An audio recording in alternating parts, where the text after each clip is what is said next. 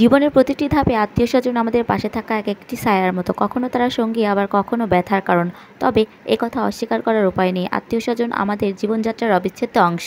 আসসালামু আলাইকুম, সবাই কেমন আছেন? আশা করি আপনারা ভালো আছেন। আল্লাহর রহমতে আমরাও বেশ ভালোই আছি। ছোটবেলায় কত দাদির সাথে ফুপুদের বাসায় গিয়েছি, কিন্তু বড় হয়ে সেইভাবে যাওয়া হয়নি। তা অনেক বছর পর মনে হলো যে আজকে ফুপুদের বাসায় যাব। তো আমরা সবাই মিলে রওনা দিলাম ফুপুদের বাসায় যাওয়ার জন্য। আর এই যে ভ্যানে করেই যাচ্ছি, যেহেতু আমার আপুদের বাসা আর ফুপুদের বাসা খুব বেশি দূরত্ব না, সেখান থেকেই ফুপুদের বাসায় যাচ্ছি আমরা সবাই মিলে।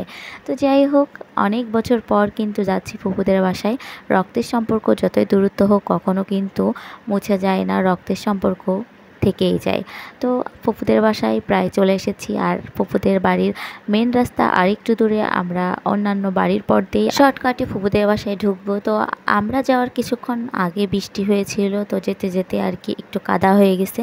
তারপর যেয়ে দেখি আমার ফুপু তো আমাদের যাওয়ার আনন্দে রান্না বান্না করতে বসে গেছে। আর আমার বড় আপু ফুপুর পাশে বসে আছে। আর এইদিকে আমার ফুপাতো ভাই তাদের পুকুরে মাছের খাবার দিচ্ছে। এগুলো সব মাগুর মাছ, শিং মাছ চাষ করা এই পুকুরে।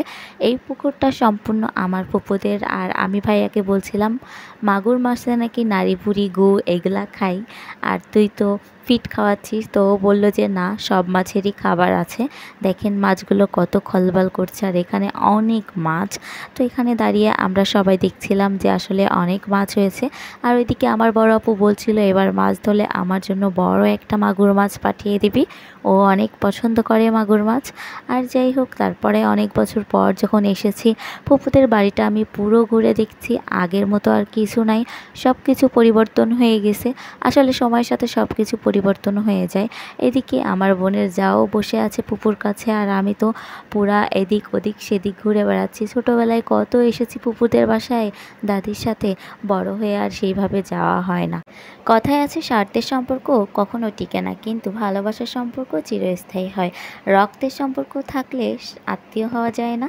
সম্পর্ক টিকিয়ে রাখার জন্য ভালোবাসা, সম্মান আর আন্তরিকতাই আসলে বাবা মার, ভাই বোন সবাই যদি এক হয়ে থাকে, তাহলে কারোর টাকা বেশি কারোর টাকা কম এগুলা হলেও কিন্তু সম্পর্ক নষ্ট হয় না। ভালো বন্ডিংটাই আসল কথা। আর এই যে দেখেন, এইদিকে আমার ছেলেটা রঙিন মাছ দেখে এত খুশি হয়েছে কি বলবো। আর আমার ফুফাতো ভাই দুইটা ছেলে আছে, ও তো ছেলে মানুষ পাইলেই খুশি। দুইটা ভাইয়া মামা পেয়ে অনেক খুশি। ও ওইদিকে মাছ দেখছে, আর এইদিকে আমরা তিনজন চলে আসলাম কদবেল পাড়তে।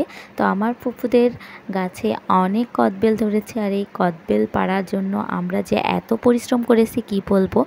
কদবেল তো কাঁচা অবস্থায় গাছে অনেক শক্ত, আর যেগুলো পেকেছে ঠুসঠাস করে ফেটে যাচ্ছে, আর কাঁচাটা পাড়ায় অনেক কষ্ট। যাই হোক, এইভাবে কষ্ট মষ্ট করে আমরা 2-3টা কদবেল পারলাম। পাড়ার পর আমার বড় আপু নাকি শুকে দেখছিল যে পেকেছে কিনা। আসলে পাকা ঘ্রাণটা যে এত ভালো লাগে এই গাছ পাকা কদবেলের, কি বলবো। তো আমার আপুর হাতে 2টা, আর আমার হাতে আছে আরও কয়েকটা। তো আমরা সবাই মিলে তো অনেক খুশি যে না, ফাইনালি কদবেল পাড়া গেল। তো আর আমি এই দিকে কাঁচা একটা কদবেল নিয়ে ফটোশ্যুট করছিলাম আর হাসছিলাম যে এইটা এত নিচে, আরও কয়েকটা নিচে থাকলে তো আর এত কষ্ট করতে হতো না। তারপর আর কি যে দেখি আমার পুকুর রান্না বান্না শেষ। আর এই যে বড় মাছের মাথা তুলে দিচ্ছে পাতে। আর আমার ফুপু এত অল্প সময়ের মধ্যে পটল দিয়ে বড় কাতলা মাছ রান্না করেছে, ডিম ভুনা করেছে, খাসির মাংস রান্না করেছে, আর যাওয়ার পর তো নাস্তা দিয়েছে। তারপর আর কি আমরা খাওয়া দাওয়া করে বিকালে আবার রওনা দিলাম। তো ভালো থাকবেন সবাই।